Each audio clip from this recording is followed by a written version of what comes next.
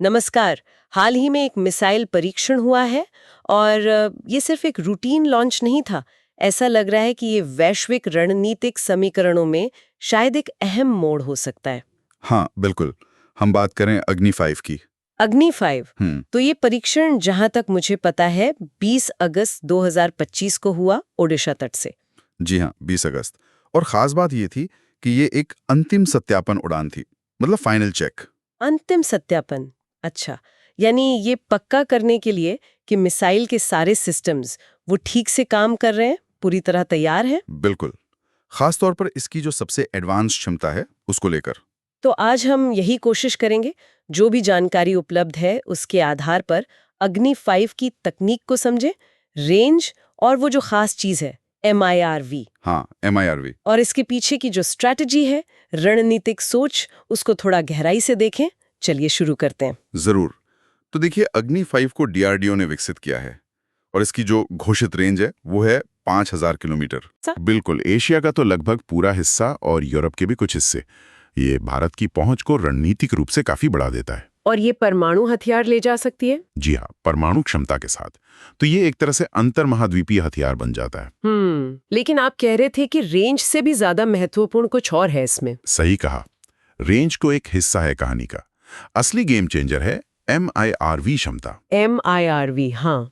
और ये क्षमता हासिल करना आसान नहीं था। मतलब जो जानकारी है उसके हिसाब से इसमें सालों की मेहनत, जटिल इंजीनियरिंग और कई चुनौतियां थी। खासकर वो सटीक मार्गदर्शन और कई वॉरहेड्स को अलग अलग टारगेट्स पर सटीकता से पहुंचाना। हाँ बिल्कुल। MIRV multiple independently targetable re entry vehicle. नाम तो भारी भरकम है।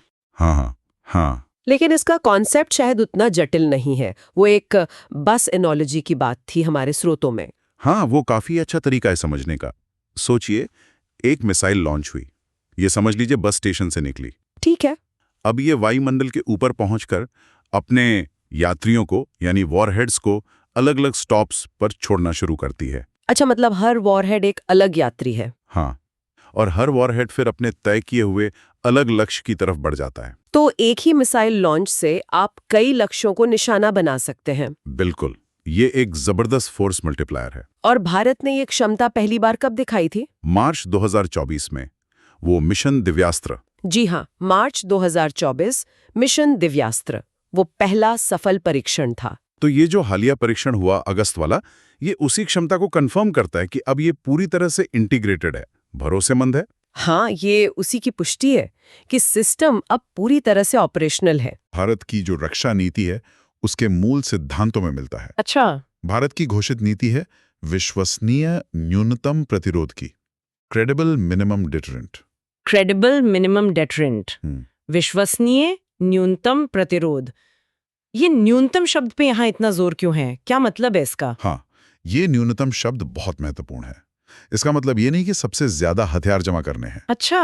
बल्कि इसका मतलब है कि आपके पास कम से कम इतनी क्षमता हो और वो क्षमता इतनी विश्वसनीय और असरदार हो कि कोई भी संभावित हमलावर हमला करने से पहले 100 बार सोचे, हिचकिचाए। क्योंकि उसे पता हो कि जवाब बहुत भारी पड़ेगा। बिल्कुल, कि उसे अस्वीकार्य क्षति पहुंचेगी।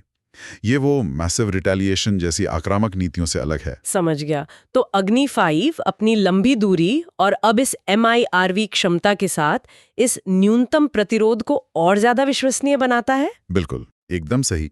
ये प्रतिरोध को और मजबूत करता है। और दुनिया इसे कैसे देखती है अंतर्राष्ट्रीय स्तर पर? देखिए, कुछ विश्लेषण तो यही कहते हैं, जैसा हमारे स्रोतों में भी है, कि ये भारत की तकनीकी क्षमता को दिखाता है और एक जिम्मेदार परमाणु शक्ति के रूप में उसकी स्थिति को मजबूत करता है। जिम्मेदार। हाँ, और ये उसकी रणनीतिक स्थिरता बनाए रखने की प्रतिबद्धता को भी दिखाता है। तर्क ये दिया जाता है कि ये क्षमता आक्रामकता के लिए नहीं, बल्कि शक्ति संतुलन और स्थिरता बनाए रखने के लिए है। लेकिन क्या इसके दूसरे पहलू भी हैं? मतलब कुछ चिंताएं भी हैं? हाँ, वो भी है।